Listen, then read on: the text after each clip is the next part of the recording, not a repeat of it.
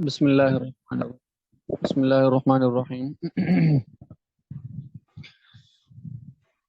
جی مسائل بہشتی زیور حصہ اول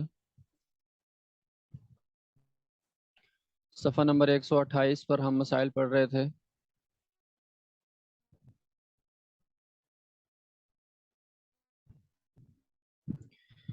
استنجا کے مسائل چل رہے تھے، اسی میں یہ بات آئی تھی کہ جو ڈھیلے استعمال کرنے ہیں مٹی کے، ان کی مقدار اتنی ہو کہ جس سے اچھی طرح صفائی حاصل ہو جائے۔ ان کی کوئی خاص مقدار نہیں ہے، لیکن مستحب یہ ہے کہ 3 ڈھیلے استعمال کیے جائیں یا طاق استعمال کیے جائیں، مستحب یہ ہے۔ آگے مسئلہ تھا کہ ڈھیلے سے استنجا کرنے کے بعد پانی سے استنجا کرنا سنت ہے، لیکن اگر نجاست ہتھیلی کے گہراؤ سے پھیل جائے تو ایسے وقت میں پانی سے دھونا واجب ہے۔ ہتھیلی کی مقدار پیچھے ہم نے پڑھا تھا کہ وہ ایک معاف ہے، یعنی 1 درہم کی مقدار، اگر کہیں نجاست لگ جائے تو وہ معاف ہے۔ تو یہاں پر بھی جب ہتھیلی کی ایک مقدار یا 1 درہم کی مقدار جتنی معاف ہے اتنی لگے گی، وہ تو اس کو تو دھونا واجب نہیں، لیکن اس سے پھیل جائے اگر نجاست پھر اس کو دھونا واجب ہوگا، بغیر دھوئے نماز نہ ہوگی۔ اور اگر نجاست ہتھیلی نہ ہو اور اگر نجاست پھیلی نہ ہو تو صرف ڈھیلے سے پاک کر کے بھی نماز درست ہے، لیکن سنت کے خلاف ہے۔ سنت بہرحال یہی ہے کہ ہر حالت میں پانی سے استنجا کیا جائے۔ میں نے پہلے بھی بعض دفعہ یہ عرض کیا ہے کہ ہمارے ہاں یہ مسائل شاید تھوڑا عجیب سے لگیں، کیونکہ ڈھیلے استعمال کرنا ہے، اس طرح کی چیزیں ہمارے ہاں یہ عرف میں عام طور پر نہیں پائی جاتی، جو شہروں میں یا ایسی جگہ پہ رہتے ہیں جہاں پر واش روم وغیرہ بنے ہوئے ہیں اس طرح۔ لیکن جہاں پر ڈھیلے استعمال کرنے پڑتے ہیں وہاں پر یہ مسائل بڑے پھر کام آتے ہیں۔ تو ہمارے ہاں تو صرف پانی ہی استعمال کر لیا جاتا ہے، بلکہ پانی استعمال کرنا ہے ہی مسلمانوں کا کام۔ تو جو دوسرے ہیں وہ تو پانی استعمال بھی نہیں باز کرتے، بس ٹیشو سے کام چلا لیا اور اس کے اوپر سینٹ چھڑک لیا اور اس طرح بس کام چلا لیا۔ تو پانی کا استعمال کرنا یہ سنت ہے اور مسلمانوں کا ایک شعار ہے۔ وہ ایک بلکہ یہاں تک کہ وہ پانی واش روم میں جو پانی استعمال کیا جاتا ہے جس شاور سے، اس کا نام ہی مسلم شاور جو ہے نا وہ رکھا ہوا ہے کہ یہ صرف مسلم لوگ یوز کرتے ہیں، غیر مسلم اس کو یوز ہی نہیں کرتے۔ مسئلہ، پانی سے استنجا کرے تو پہلے دونوں ہاتھوں کو پہنچوں تک دھوئے، پھر تنہائی کی جگہ جا کر بدن ڈھیلا کر کے بیٹھے اور اتنا دھوئے کہ دل کہنے لگے کہ اب بدن پاک ہو گیا۔ البتہ اگر کوئی شکی مزاج ہو تو وہ 3 دفعہ یا 7 دفعہ دھو لے، بس اس سے زیادہ نہ دھوئے۔ جی یہ بھی ہے یہ مسئلہ یعنی کہ کوئی آدمی باہر کھیتوں میں یا کھلی جگہ پر کوئی پخانہ پیشاب کر کے آیا اور اس کے بعد اب اس نے استنجا کرنا، تو گھر میں آیا تو سب سے پہلے جو ہے نا وہ اپنے ہاتھ دھوئے، ہاتھ دھونے کے بعد جو ہے نا وہ کسی جگہ پر بیٹھ جائے، جو ہے نا پردے والی جگہ پر ڈھیلا جسم کر کے، اور اس کو اچھی طرح دھو لے۔ تو یہ اس صورت میں مسئلہ ہے۔ ہمارے ہاں تو چونکہ واش روم میں جہاں پر قضائے حاجت کیا جاتا ہے وہ ساتھ ہی پانی ہوتا ہے، تو اسی وقت دھو لیا جاتا ہے۔ تو دھونے میں یہ ہے کہ بس اتنا پانی ساتھ سے گراتے رہیں اور دھوتے رہیں، اتنا بس ہو جائے کہ دل مطمئن ہو جائے کہ بھئی اب جو ہے نا وہ جو کچھ بھی تھا وہ پانی کے ساتھ بہہ گیا ہے۔ لیکن اگر کوئی شکی ہو، اب اس کے لیے یہ نہیں ہے کہ وہ پانی گراتا رہے، وہ پوری ٹینکی خالی کر دے، بس اس کے لیے یہ ہے کہ 3 دفعہ یا 7 دفعہ دھو لے، بس یہ کافی ہے۔ اس کے بعد اگرچہ اس کے دل میں آئے کہ یار ابھی تو نجاست زائل نہیں ہوئی، ابھی ناپاکی لگی ہوئی ہے، جو کچھ مرضی دل میں آئے، بس اس کا کوئی اعتبار نہیں ہے، اس کو چاہیے کہ بس 3 دفعہ یا 7 دفعہ دھو لے اور بس یہ کافی ہے۔ مسئلہ، ہڈی اور نجاست جیسے گوبر وغیرہ اور کوئلہ، کنکر، شیشہ اور پکی اینٹ، کھانے کی چیز اور کاغذ سے اور داہنے ہاتھ سے استنجا کرنا منع ہے، کرنا برا اور منع ہے، ایسا نہ کرنا چاہیے۔ لیکن اگر کوئی کر لے تو بدن پاک ہو جائے گا، یعنی استنجا ہو جائے گا۔ جی یہ چیزیں ہیں، ان سے پرہیز کرنا چاہیے۔ ان کا ایک تو ویسے ہی جو ہے نا وہ نقصان ہو سکتا ہے، جسم کو لگ کر وہ نقصان پہنچا سکتی ہیں چیزیں۔ دوسرا یہ کہ ان سے پاکی حاصل ہونا، پاکی نہیں حاصل ہوگی، بعض چیزیں ایسی ہیں،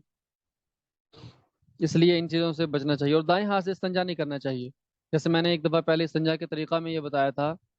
کہ دائیں ہاتھ میں، ہمارے ہاں تو چونکہ میں نے بتایا کہ استنجا واش روم میں وہیں پر پانی سب کچھ ہوتا ہے،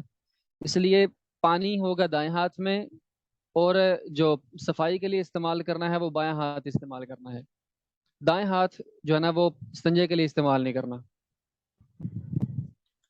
اور اس کا تفصیلی طریقہ میں پہلے بتا چکا ہوں۔ اچھا، آگے ہے مسئلہ کھڑے کھڑے پیشاب کرنا منع ہے۔ جی یہ ہمارے اسلام نے اس چیز کو منع فرمایا ہے۔ مسئلہ چھوٹے بچے کو قبلہ کی طرف بٹھا کر پیشاب پخانہ کرانا بھی مکروہ اور منع ہے۔ چھوٹے بچے کو تو نہیں پتہ ان چیزوں کا، لیکن جو کروائے گا وہ ان کو اگر ایسے ان کی طرف منہ کر کے بیت اللہ کی طرف یا ایسے قبلہ کی طرف منہ کر کے پیشاب یا پخانہ کروائے گا تو یہ جو کروانے والا ہے نا اس کے لیے پھر یہ چیز گناہ آ جائے گا اس کو، اس لیے ایسا کرنا منع ہے۔ استنجا کے بچے ہوئے پانی سے وضو کرنا درست ہے، اور وضو کے بچے ہوئے پانی سے استنجا کرنا بھی درست ہے، لیکن نہ کرنا بہتر ہے۔ جی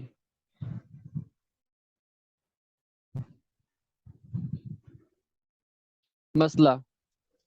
جب پخانہ پیشاب کو جائے تو پخانہ کے دروازہ سے باہر بسم اللہ کہے اور یہ دعا پڑھے، اللہم انی اعوذ بک من الخبث والخبائث، اور ننگے سر نہ جائے، اور اگر کسی انگوٹھی وغیرہ پر اللہ رسول کا نام ہو تو اس کو اتار ڈالے، اور پہلے بایاں پیر رکھے اور اندر خدا کا نام نہ لے، اور اگر چھینک آئے تو فقط دل ہی دل میں الحمدللہ کہے، زبان سے کچھ نہ کہے، نہ وہاں کچھ بولے نہ بات کرے۔ پھر جب نکلے تو پہلے دہنا پیر نکالے اور دروازے سے نکل کر یہ دعا پڑھے، غفرانک الحمدللہ الذی اذھب عنی الاذی وعافانی۔ اور استنجے کے بعد بائیں ہاتھ کو صابن سے مل کر دھو لے، اور اگر صابن نہ ہو تو زمین پر رگڑ کے یا مٹی سے مل کر دھوئے۔ جی یہ مکمل بیت اللہ میں جانے کا، اور بیت اللہ سے بیت الخلاء، معذرت بیت اللہ نہیں، بیت الخلاء یا پاخانہ، وہاں پر جانے کا جو ہے نا مکمل طریقہ جو ہے نا وہ اس میں لکھا گیا ہے۔ بات یہ ذہن میں آ رہی تھی کہ ہمارے دین اسلام نے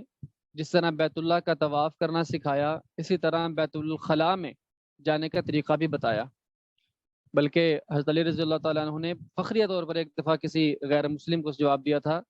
کہ ہمارے دین اسلام نے ہر بڑی سے بڑی عبادت کا طریقہ بھی بتایا، اور زندگی گزارنے میں ہر چھوٹے سے چھوٹے کام کا طریقہ بھی دین اسلام نے ہمیں بتایا ہے۔ تو اس میں بیت الخلاء میں جانے کا طریقہ بھی اس میں لکھا ہوا ہے کہ جاتے ہوئے بایاں پاؤں اور نکلتے ہوئے دایاں پاؤں، اور جاتے ہوئے کیا دعا پڑھنی ہے اور نکلتے ہوئے کیا دعا پڑھنی ہے وہ بھی لکھی ہوئی ہیں، اور اس کے بعد ہاتھوں کو اچھی طرح سے دھو لینا ہے، صاف کر لینا ہے۔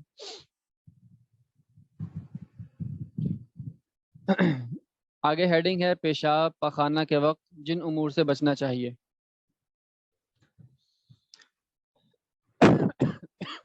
یہ پچھلے مسئلے میں یہ جو بھی مسئلہ پڑھا ہم نے، اس میں لکھا کہ انگوٹھی پر یا کسی نے کوئی ایسا لاکٹ پہنا ہوا ہے یا کوئی ایسا زیور پہنا ہوا ہے جس کے اوپر اللہ کا نام لکھا ہوا ہے واضح طور پر، یا محمد کا واضح طور پر نام لکھا ہوا ہے، ایسی چیزیں پہن کر بیت الخلاء میں نہیں جانا چاہیے۔ ان کو بل اتار دیں، اتار کر پھر جو ہے نا وہ بیت الخلاء میں جانا چاہیے، یا ان کو چھپا دیا جائے، کس چیز میں لپیٹ دیا جائے، جیسے تعویذ ہوتا ہے وہ لپٹا ہوا ہوتا ہے، اگر وہ پہن کر کوئی جائے بیت الخلاء وغیرہ میں تو اس کی گنجائش ہے، اجازت ہے۔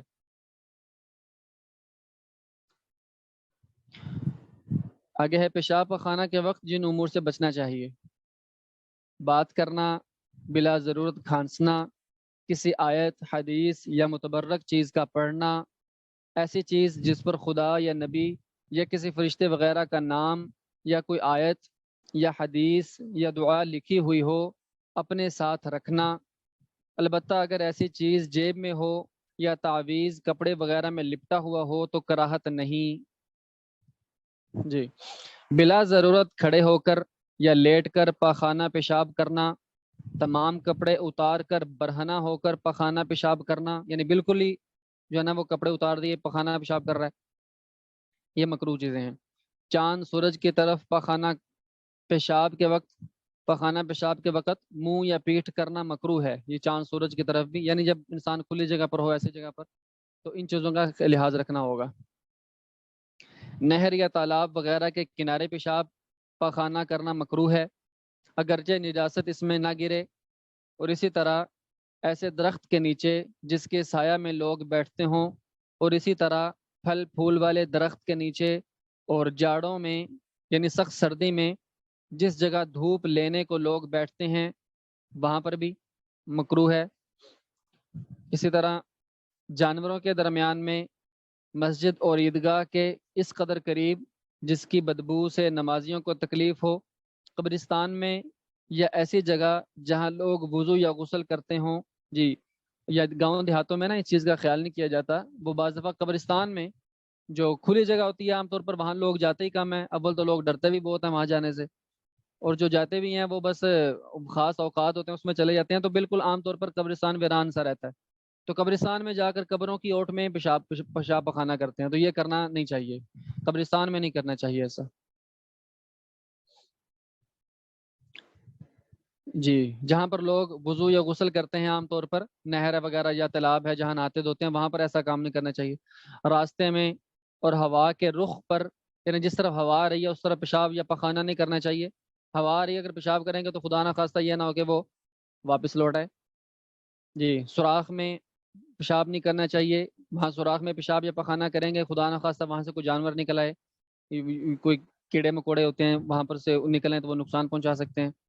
اسی طرح کسی مجمع کے قریب پیشاب نہیں کرنا چاہیے، پخانہ نہیں کرنا چاہیے، ساری چیزیں کیا ہے مکروہ تحریمی ہے۔ حاصل یہ ہے کہ ایسی جگہ جہاں لوگ اٹھتے بیٹھتے ہوں اور ان کو تکلیف ہو، اور ایسی جگہ جہاں سے نجاست بہہ کر اپنی طرف آئے مکروہ ہے۔ جی، یعنی اس میں یہ چیز بھی آ گئی، کسی ایسی جگہ پر اونچی جگہ پر پیشاب کر رہا ہے پخانہ کر رہا ہے، وہاں سے بہہ کر اپنی طرف بھی آ رہی ہے، پاؤں سے گندے ہو رہے ہیں اور وہ آگے چل پھر کے وہ پھیل رہی ہے، تو ایسی چیزوں سے بچنا چاہیے۔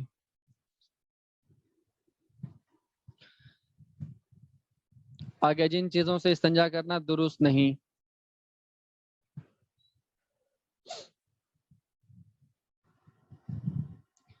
ہڈی، کھانے کی چیزیں، لید اور دیگر ناپاک چیزیں، یہ وہ چیزیں جن سے استنجا کرنا درست نہیں ہے۔ ہڈی جی، ہڈی، کھانے کی چیزیں، لید یعنی یہ جو گھوڑے وغیرہ کرتے ہیں، اور دیگر ناپاک چیزیں، وہ ڈھیلا یا پتھر جس سے ایک دفعہ استنجا ہو چکا ہو، جس سے ایک دفعہ استنجا ہو چکا ہے وہ ڈھیلا کیا ہو جائے گا، وہ ناپاک ہو جائے گا، اس سے دوبارہ استنجا کرنا تو آنا درست نہیں ہوگا۔ اسی طرح پختہ اینٹ، ٹھیکری، شیشہ، کوئلہ، چونا، لوہا وغیرہ اور ایسی چیزوں سے استنجا کرنا جو نجاست کو صاف نہ کریں، جیسے سرکہ وغیرہ، اور وہ چیزیں جن کو جانور کھاتے ہوں جیسے بھوسا اور گھاس وغیرہ، اور ایسی چیزیں جو قیمت دار ہوں خواہ تھوڑی قیمت ہو یا بہت، جیسے کپڑا، یعنی وہ کپڑا جس کو اگر استنجا کے بعد دھویا جائے تو اس کی قیمت میں کمی آ جائے۔ اسی طرح عرق وغیرہ، یعنی عرق گلاب ہے، دوسرے عرق ہیں، آدمی کے اجزاء جیسے بال، ہڈی، گوشت وغیرہ، مسجد کی چٹائی یا کوڑا یا جھاڑو وغیرہ، درختوں کے پتوں، کاغذ خواہ لکھا ہو یا سادہ، زمزم کا پانی، روئی، اور تمام ایسی چیزیں جن سے انسان یا ان کے جانور نفع اٹھائیں، ان تمام چیزوں سے استنجا مکروہ ہے۔ جی، ان چیزوں سے استنجا مکروہ ہے۔ استنجا کن چیزوں سے درست ہے وہ آگے یہ اگلی ہیڈنگ میں بتایا جا رہا ہے۔ جن چیزوں سے استنجا کرنا درست ہے: پانی، مٹی کا ڈھیلا، پتھر، بے قیمت کپڑا، ٹیشو پیپر، اور وہ تمام چیزیں جو پاک ہوں اور نجاست کو دور کریں بشرطے کہ مال اور قدر و قیمت والی نہ ہوں۔ جی، ان چیزوں سے استنجا کرنا درست ہے۔ اچھا،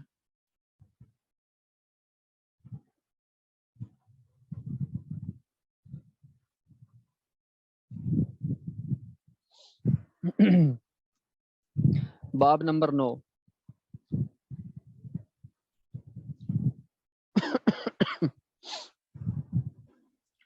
نماز کی شرطوں کا بیان۔ نماز کے شروع کرنے سے پہلے کئی چیزیں ضروری ہیں۔ اگر وضو نہ ہو تو وضو کرے، نہانے کی ضرورت ہو تو غسل کرے، بدن یا کپڑے پر کوئی نجاست لگی ہو تو اس کو پاک کرے، جس جگہ نماز پڑھتا ہے وہ جگہ بھی پاک ہونی چاہیے، مرد کم از کم ناف کے نیچے سے टखनों के नीचे तक ढांपे और औरत फकत मुंह और दोनों हथेलियों और दोनों पैर के सिवा सर से पैर तक सारा बदन खूब ढांक ले, किबला की तरफ मुंह करे, जिस नमाज को पढ़ना चाहता है उसकी नीयत यानी दिल से इरादा करे और वक़्त आने के बाद नमाज पढ़े। पहले शुरू ना कर दे, वक्त आने के बाद नमाज पढ़े। ये 7 चीज़ें नमाज के लिए शर्त हैं, और अगर इनमें से एक चीज़ भी छूट जाएगी तो नमाज ना होगी। इनकी ज़रूरी तफसील हस्बे झैल है। ये 7 चीज़ें शर्त हैं, इनको नमाज की शराइत कहते हैं। अब एक एक की मुस्तकिल आगे तफसील आ रही है।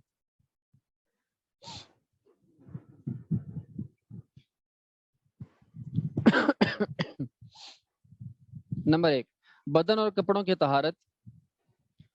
नमाजी के लिए अपने बदन को नजासत हुक्मी से और अपने बदन और कपड़ों को नजासत हकीकी से पाक करना ज़रूरी है। जी, नजासत की हमने शुरू में 2 किस्में पढ़ी थी, हकीकी और हुक्मी। हुक्मी क्या था? बेवुज़ू होना, गुस्ल की हाजत होना, यह हुक्मी है। यानी बज़ाहिरी तौर पर तो नज़र नहीं आती कि इंसान जो है ना वो इसको पाकी की ज़रूरत है, क्योंकि कोई आदमी बेवुज़ू हो तो पता नहीं चलता, या किसी के गुस्ल की हाजत हो तो सिर्फ देखने से पता नहीं चलता, क्योंकि चीज़ें नज़र नहीं आती। और नजासत हकीकी जो नज़र आ जाती है, ऐसी नापाकी जो बदन पर कपड़ों पर लगी हुई है जो नज़र आ जाती है। तो नमाजी को इन दोनों चीज़ों से पाक होना ज़रूरी है। बदन को हुक्मी और बदन और कपड़ों को नजासत हकीकी से पाक करना ज़रूरी है। आगे नजासत गलीज़ा, अगर गाड़ी हो तो खा बदन पर हो या कपड़ों पर हो, अगर 1 दिरहम वज़न यानी 4.5 माशा से ज़ायद हो तो नमाज ना होगी। इसकी शुरू में तफसील गुजर चुकी है, बड़ी हमने तफसील से पढ़ा था कितनी मिकदार मुआफ़ है, जो लिक्विड है उसकी कितनी मिकदार मुआफ़ है और जो सॉलिड है उसकी कितनी मिकदार मुआफ़ है। तो उसमें अभी ये सॉलिड जो है, जो सख्त है, उसके बारे में बता रहे हैं कि 4.5 माशा ज़ायद हो तो नमाज ना होगी, और अगर 4.5 माशा या इससे कम हो तो नमाज तो हो जाएगी, लेकिन बिला किसी मजबूरी के इसको ज़ायल ना करे और इसके समेत नमाज पढ़े तो बराबरी की सूरत में मकरूह तहरीमी है और नमाज का लौटाना वाजिब है, जबकि कमी की सूरत में मकरूह तंज़ीही है। जी, इसमें ना यूँ समझें कि जो निजासत लगी हुई है, मसलन गोबर लगा हुआ है जिस्म के ऊपर या कपड़ों के ऊपर लगा हुआ है, अगर वो 4.5 माशा की मिकदार जितना है पूरा पूरा है तो फिर तो इसमें नमाज पढ़ना मकरूह तहरीमी है, इसको दोबारा पढ़ना चाहिए नमाज को। अगर उससे ज़्यादा है वो तो नमाज हुई नहीं, ठीक है। और अगर उससे कम है तो वो मकरूह तंज़ीही है, मकरूह तंज़ीही, तो उसमें उसको दोबारा पढ़ने की ज़रूरत नहीं नमाज को, वो नमाज मकरूह तंज़ीही है, नमाज हो गई। जो बराबरी है यानी जितनी 4.5 माशा की जो मिकदार माफ़ है उतनी ही है, पूरी पूरी है, उस सूरत में बताया कि नमाज मकरूह तहरीमी है तो नमाज वाजिब उल इआदा है, लौटाना वाजिब है। मतलब ये है कि वक़्त के अंदर अंदर उस नमाज को दोबारा पढ़ना चाहिए। अगर वक़्त गुजर चुका, अब उस नमाज को नहीं पढ़ना, बस वो हो जो पढ़ ली वो हो गई, बस तौबा इस्तिग़फ़ार करे। लेकिन अगर ज़्यादा मिकदार थी फिर नमाज पढ़ ली तो फिर तो सिरे से हुई नहीं ना, फिर बाद में भी चाहे वो दोबारा पढ़नी पड़ेगी। तो अगर इस मिकदार से कम है फिर बस हो चुकी है, अब वक़्त के अंदर भी दोबारा पढ़ना ज़रूरी नहीं है, बस वो नमाज हो गई। अगर नजासत गलीज़ा पतली हो और 1 दिरहम के फैलाव यानी 3.25 सेंटीमीटर कतर दायरे के फैलाव से जायद हो तो नमाज ना होगी। यानी दायरा अगर लगाया जाए और उसका इतना बनता है तो अगर इससे जायद हो तो नमाज ना होगी, और इसके बराबर या इससे कम हो तो नमाज तो हो जाएगी, लेकिन बिला किसी मजबूरी के इसको ज़ायल ना करे और इसके समेत नमाज पढ़े तो बराबरी की सूरत में मकरूह तहरीमी है और नमाज का लौटाना वाजिब है, जबकि कमी की सूरत में मकरूह तंज़ीही है। ये वही इसकी तफसील है जो रियासत गलीज़ा की जो पिछले मसले में गुजरा है। वो पहला मसला सॉलिड के बारे में था जो सख्त होती है, और दूसरा ये मसला लिक्विड जो होती है जिस तरह पेशाब है उसके बारे में है।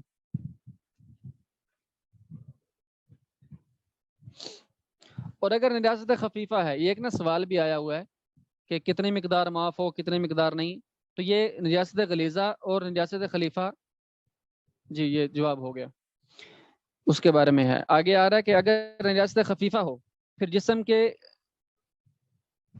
उज़्व के चौथाई और कपड़े के हिस्सा के चौथाई से कम पर लगी हो تو نماز ہو جائے گی، البتہ بلا کسی مجبوری کے اس کو دور کیے بغیر نماز پڑھنا مکروہ تنزیہی ہے۔ جی یہ چوتھائی حصے تک ہم نے پڑھا تھا۔ چوتھائی جو حصہ نا وہ معاف ہے، یعنی اگر ہاتھ پہ لگی ہے تو چوتھائی ہاتھ سے کم ہے تو معاف ہے، اگر اس سے زیادہ تو معاف نہیں۔ اس طرح اس کی پوری تفصیل ہم نے پیچھے پڑھی تھی۔ تو اس کے بارے میں کہہ رہے ہیں کہ اگر چوتھائی سے کم پر لگی ہو تو نماز ہو جائے گی، البتہ بلا کسی مجبوری کے اس کو دور کیے بغیر نماز پڑھنا مکروہ تنزیہی ہے۔ اور اگر چوتھائی پوری یعنی پوری چوتھائی جتنی لگی ہوئی ہے یا زائد پر لگی ہو تو اس کو دور کیے بغیر نماز ہی نہ ہوگی۔ جی مسئلہ، اگر کپڑے یا بدن پر نجاست اتنی مقدار میں لگی ہو جو معاف ہے تو اگر وقت میں گنجائش ہو تو اس کو دھو کر نماز پڑھے، لیکن اگر وقت تنگ ہو کہ نماز فوت ہو جانے کا ڈر ہو یا جماعت رہ جانے کا اور کہیں نہ ملنے کا ڈر ہو تو اسی طرح نماز پڑھ لے۔ اس میں بھی جو ہے نا وہ ایک گنجائش آ گئی، لیکن یہ اس صورت میں ہے جب نماز کا وقت ہی جا رہا ہے اور نجاست اتنی لگی ہوئی ہے کہ جس میں نماز ہو جائے گی، اگرچہ مکروہ تنزیہی ہوگی لیکن ہو تو جائے گی نا، اس لیے نماز کو قضا کرنے کے بجائے یہ ہے کہ وقت کے اندر اندر پڑھ لیا جائے، یعنی وہ اتنی مقدار لگی ہے جو معاف ہے۔ مسئلہ، جس چیز کو نمازی اٹھائے ہوئے ہو اور وہ خود اپنی قوت سے رکی ہوئی نہ ہو اس چیز کا پاک ہونا بھی ضروری ہے۔ مثلا نماز پڑھنے والا کسی بچے کو اٹھائے ہوئے ہو اور وہ بچہ خود اپنی طاقت سے رکا ہوا نہ ہو تب تو اس کا پاک ہونا نماز کی صحت کے لیے شرط ہے۔ یعنی بچہ ایسے اٹھایا ہوا اس نے اس انداز میں کہ اس کو بچے خود اپنی قوت سے نہیں، بچہ اس کے اوپر رکا ہوا، یعنی بعض دفعہ ہوتا ہے نا بچہ گردن میں ہاتھ ڈال کر خود ہی لٹکا ہوا، اپنی قوت سے لٹکا ہوا اور اپنی قوت سے اس کے ساتھ چمٹا ہوا ہے، وہ مسئلہ نہیں ہے۔ یہ ہے کہ نمازی نے خود اس کو اپنے ساتھ چمٹایا ہوا ہے، کسی کپڑے سے باندھا ہوا ہے یا جس طرح بھی خود اس نے اٹھایا ہوا ہے، تو اس صورت میں وہ بچہ بھی پاک ہونا ضروری ہے، نماز کی صحت کے لیے شرط ہے۔ اور جب اس بچہ کا بدن اور کپڑا اس قدر نجاست ہو جو کہ مانے نماز ہے، یعنی جو نجاست معاف نہیں ہے، تو اس صورت میں اس شخص کی نماز درست نہ ہوگی۔ اور اگر بچہ خود اپنی طاقت سے رکا ہوا بیٹھا ہو تو کچھ حرج نہیں، اس لیے کہ وہ اپنی قوت اور سہارے سے بیٹھا ہے، بس یہ نجاست اسی بچے کی طرف منسوب ہوگی اور نماز پڑھنے والے سے اس کا کچھ تعلق نہ سمجھا جائے گا۔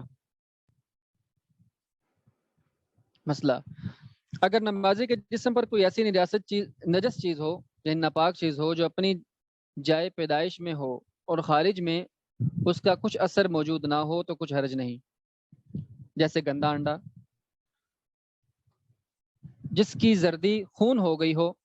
نماز پڑھنے والے کے پاس ہو تو کچھ حرج نہیں، یعنی جیب میں مثال کے طور پر کسی نے انڈا ڈالا اور وہ گندا انڈا ہے، یعنی اس کے اندر خون ہے، خون تو نہ ویسے بھی وہ ہوتا ہے اور اس میں اس قدر خون ہوتا ہے کہ جو بہنے والا خون ہوتا ہے اور جو دم سائل ہوتا ہے بہنے والا خون وہ ناپاک ہوتا ہے، لیکن وہ جہاں اس کی جائے پیدائش ہو وہیں کا وہیں ہے، باہر نہیں نکلا، اس لیے وہ جب تک انڈے کے اندر ہے تو انڈے ہی اگر کسی کے پاس ہے جیب میں ہے تو اس کا کچھ حرج نہیں، نماز ہو جائے گی، اس لیے کہ اس کا خون اسی جگہ ہے جہاں پیدا ہوا ہے، خارج میں اس کا کوئی اثر نہیں۔ یہ حکم اس وقت ہے جب انڈا باہر سے پاک ہو، ہاں باہر سے انڈا پاک ہو، یعنی باہر سے کوئی بیٹ وغیرہ اس طرح کی ناپاک چیز نہ لگی ہو۔ اور اگر کوئی نجس چیز ہو جو اپنی جائے پیدائش میں نہ ہو،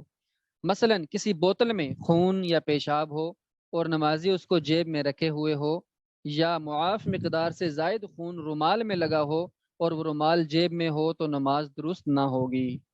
کیونکہ وہ اپنی جگہ سے جو ہے نا وہ کہیں اور جگہ پر جا چکی ہیں چیزیں، یہ والی انسان کے تو اپنے جسم میں کتنا خون ہوتا ہے، پیشاب ہوتا ہے، پخانہ ناپاکی، وہ سب چھپی ہوئی ہے، ڈھکی ہوئی ہے، جب تک وہ اپنے مقام میں ہیں اس وقت کوئی مسئلہ نہیں، حرج نہیں، اور جیسے یہ چیزیں اپنی جگہ سے باہر آئیں گی